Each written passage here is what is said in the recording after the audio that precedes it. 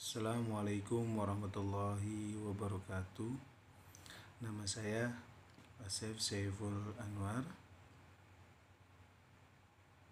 NIM 3932130007, Prodi Komputerisasi Akuntansi, Universitas Pancasakti Bekasi. Di sini saya akan menyampaikan tugas UAS Pendidikan Agama Islam semester 1 dengan dosen pengampu Bapak Son Haji SAG MM. Sini saya akan meringkas pengertian tentang ibadah, syariah, dan muamalah.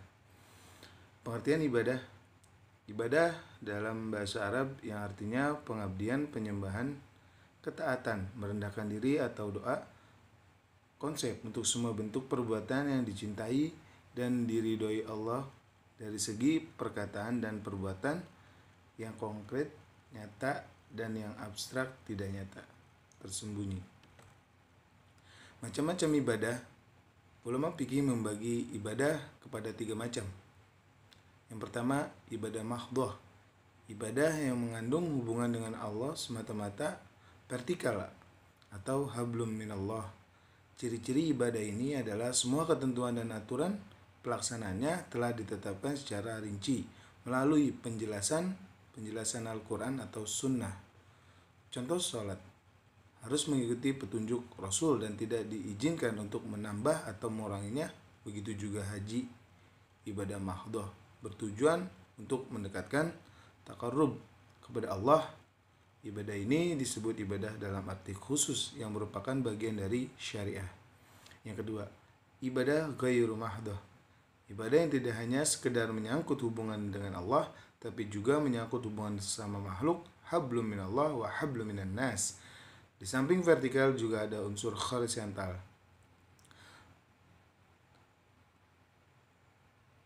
Ibadah ini disebut dengan muamalah, juga merupakan bagian dari syariah.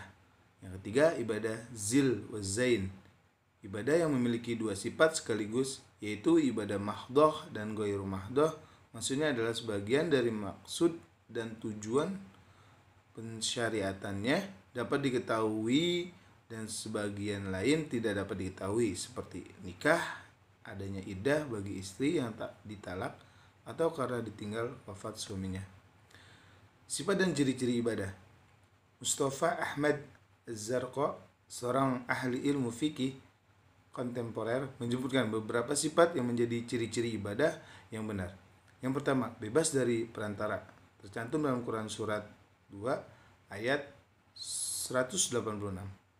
Yang kedua, tidak terkait kepada tempat-tempat khusus. Rasulullah SAW bersabda, yang artinya seluruh tempat bumi adalah tempat bersujud bersih dan suci.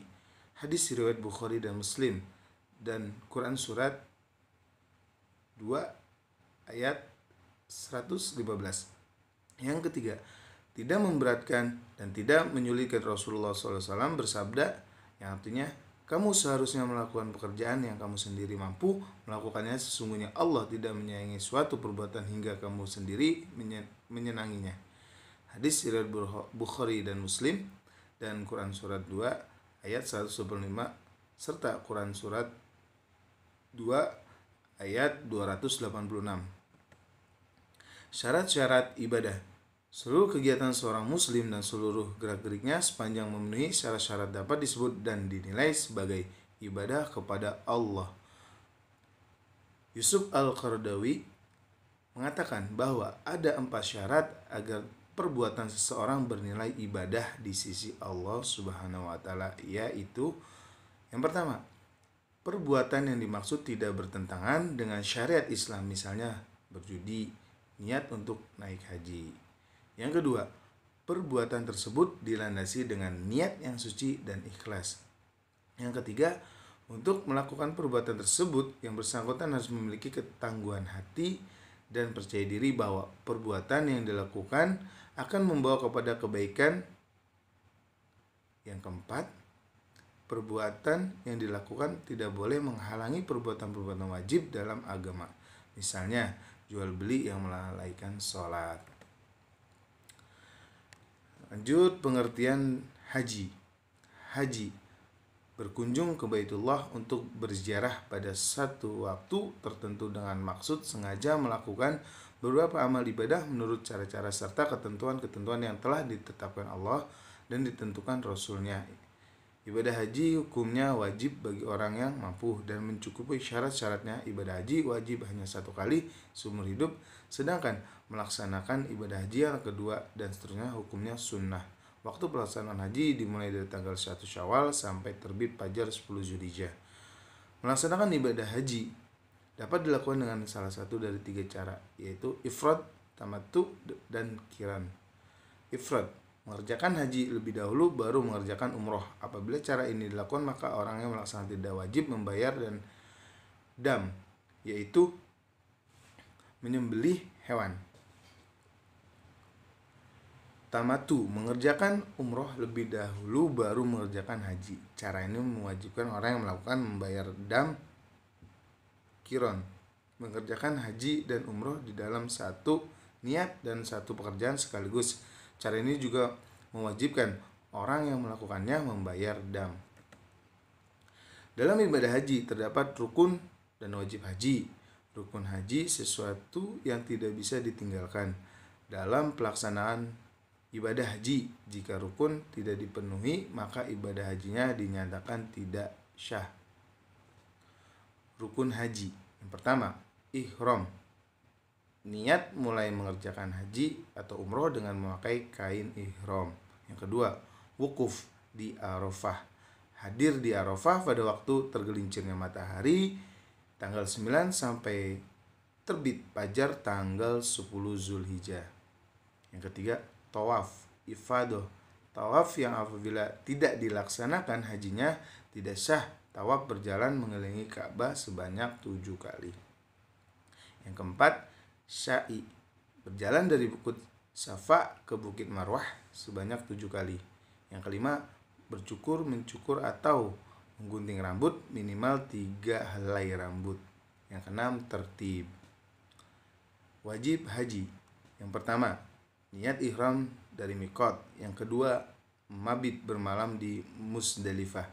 Yang ketiga, mabit di Mina. Yang keempat, melontar jumroh, ula, usra, dan aqabah.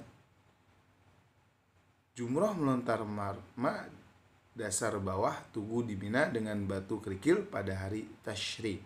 Yang kelima, tidak melakukan perbuatan yang diharamkan pada waktu melakukan ibadah haji. Yang keenam, tawaf wada. Tawaf penghormatan terakhir kepada Baitullah sebelum meninggalkan Mekah. Selanjutnya, pengertian syariah.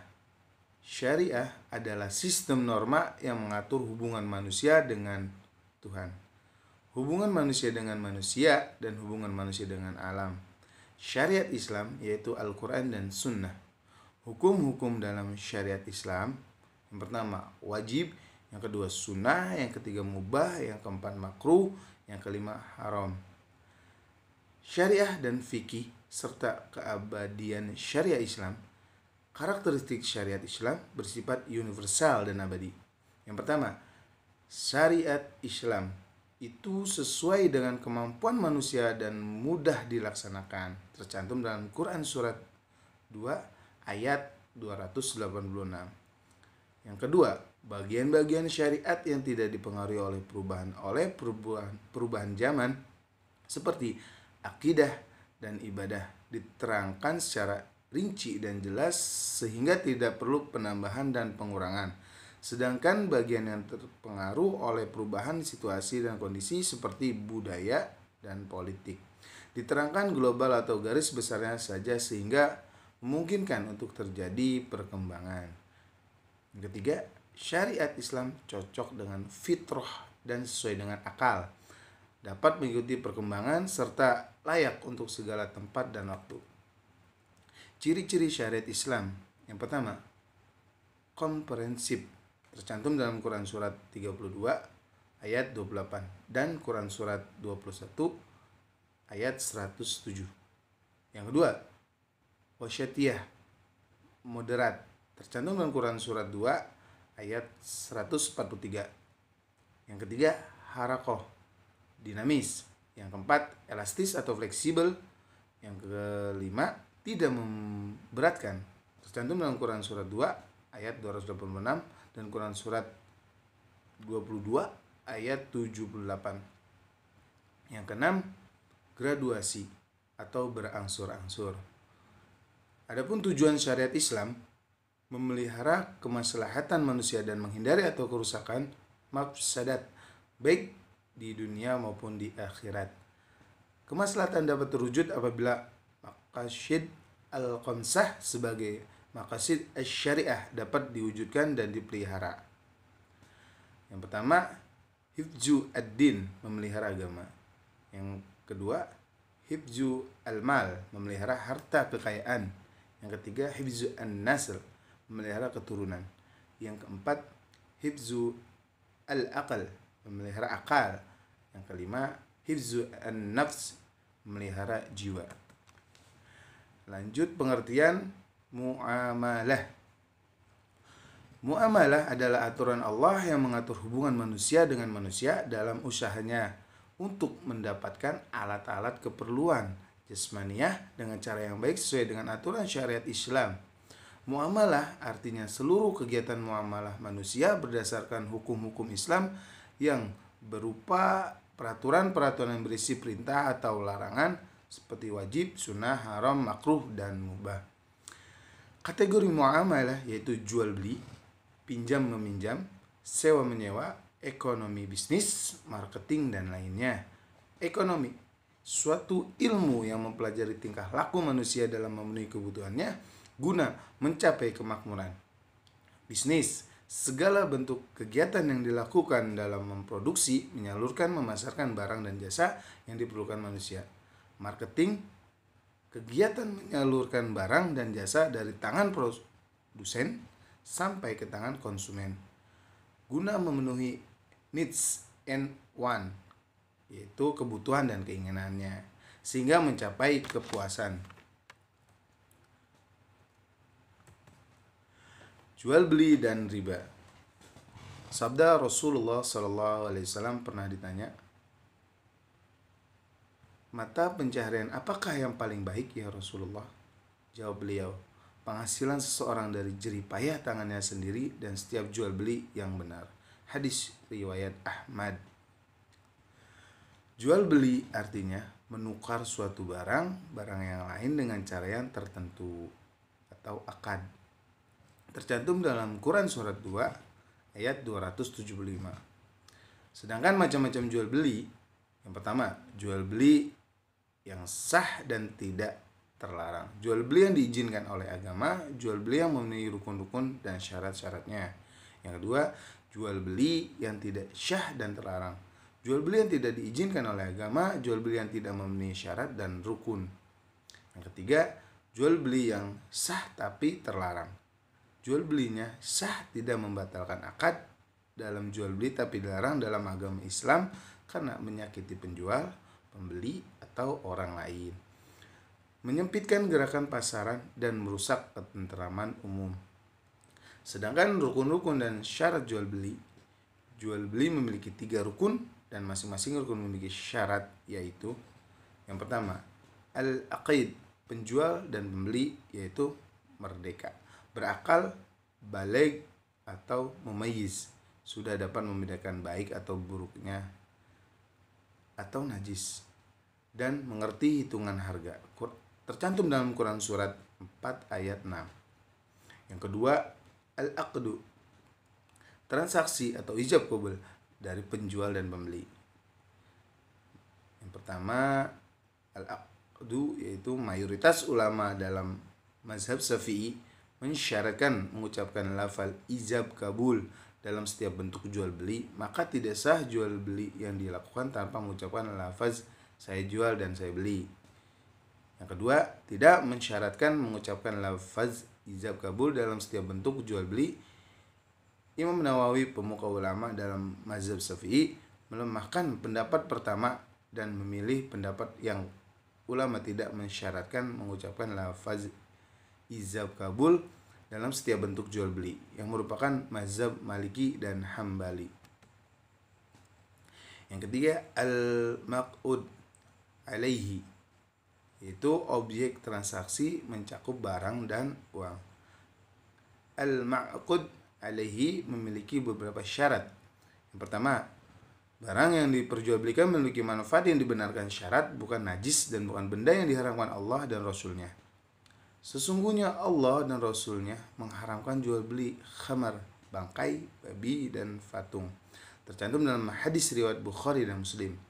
Yang kedua, barang yang dijual harus barang yang telah dimilikinya dan kepemilikannya sebuah barang dari hasil pembelian sebuah barang menjadi sempurna dengan terjadinya transaksi dan serah terima.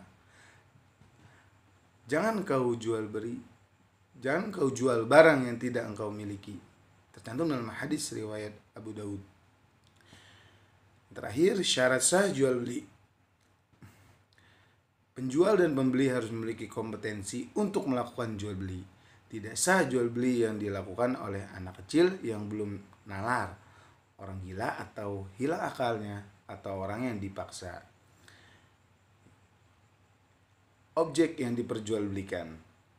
1. Suci, bermanfaat, bisa diserah terimakan dan milik dari penjual. Yang kedua, mengetahui objek yang diperjualbelikan dan juga pembayarannya, tidak seperti menjual kucing dalam karung. Yang ketiga, tidak memberikan batasan waktu. Mungkin itu saja yang bisa saya terangkan atau saya sampaikan. Mohon maaf apabila ada kesalahan, dan saya akhiri. Assalamualaikum warahmatullahi taala wabarakatuh.